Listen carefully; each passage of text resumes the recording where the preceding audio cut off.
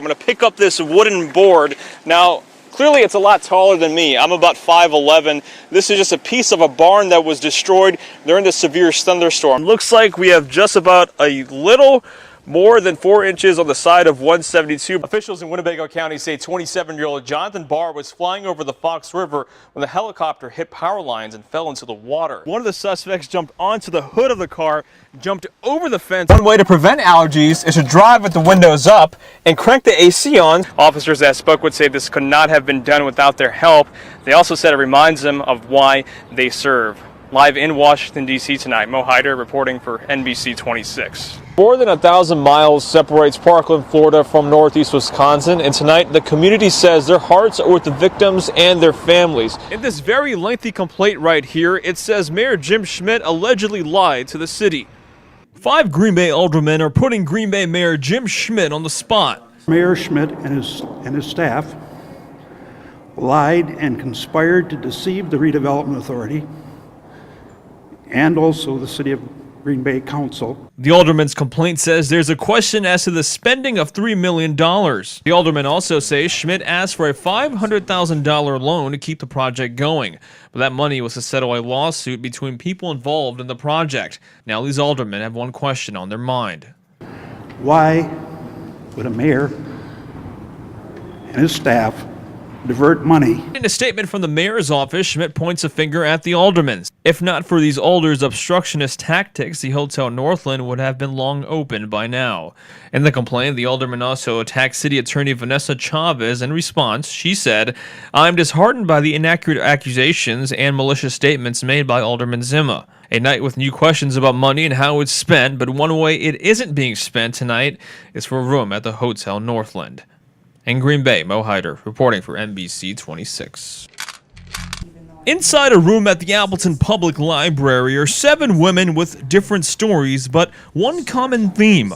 All have been impacted by opioids in some way. Shortly after using pills for some time, I started injecting heroin. He's been in prison 3 times in the past 4 years.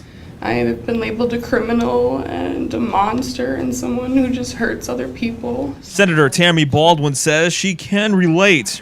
I would worry sometimes when my grandparents picked me up to bring me home that she wouldn't be okay when I was gone.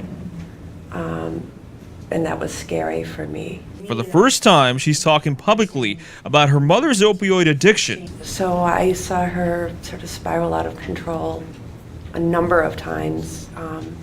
Including, since I was in the Senate. Her mother died last year.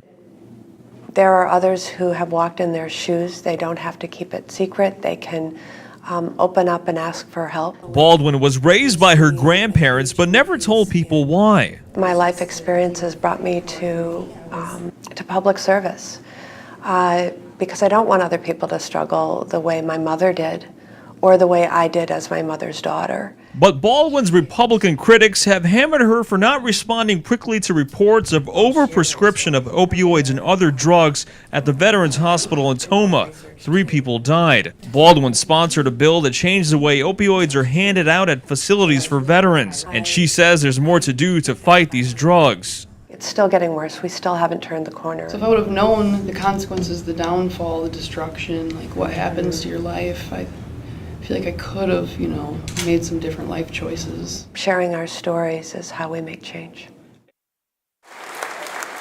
For many, that's just the sound of people clapping. But for these veterans from Northeast Wisconsin, that sound goes a long way.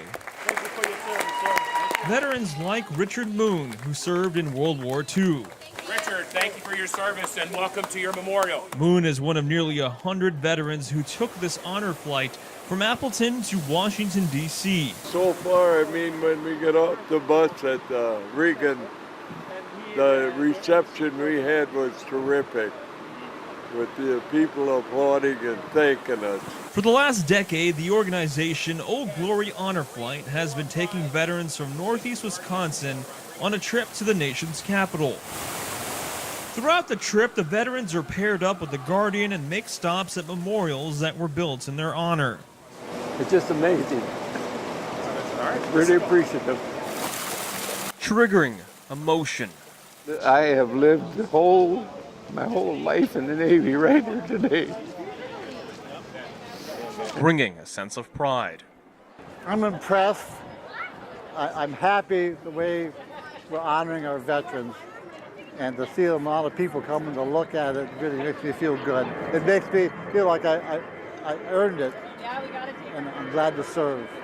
The new memories being made are starting to outweigh the bad ones. Some veterans say decades ago, life after service wasn't easy. I mean, you got off the plane, you were not treated well, and you were not treated well for quite a few years. You were not shunned or looked down upon or blamed or were more looked up to.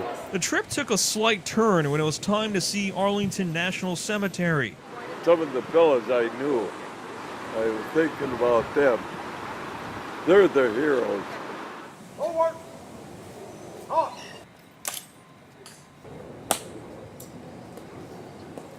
But as they paid respects to the fallen heroes, they know they still have each other on this journey. The appreciation doesn't stop in D.C. As everyone heads back to Appleton, it's time for mail call, where they're surprised with letters from family, friends, and even strangers, thanking them for their service. The moment of surprise for Vicki Powers, who says she has no blood relatives still alive, reading a letter from a child.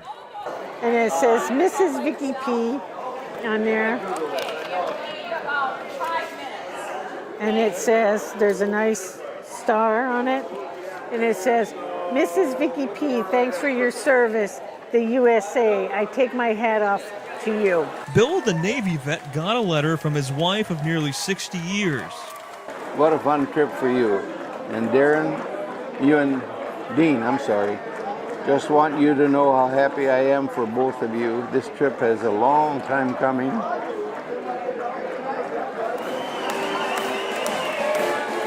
As these servicemen and women wait for family, they're met with one last surprise.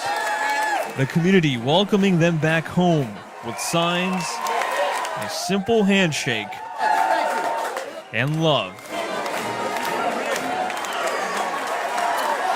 Showing these veterans people are thankful for them and their service.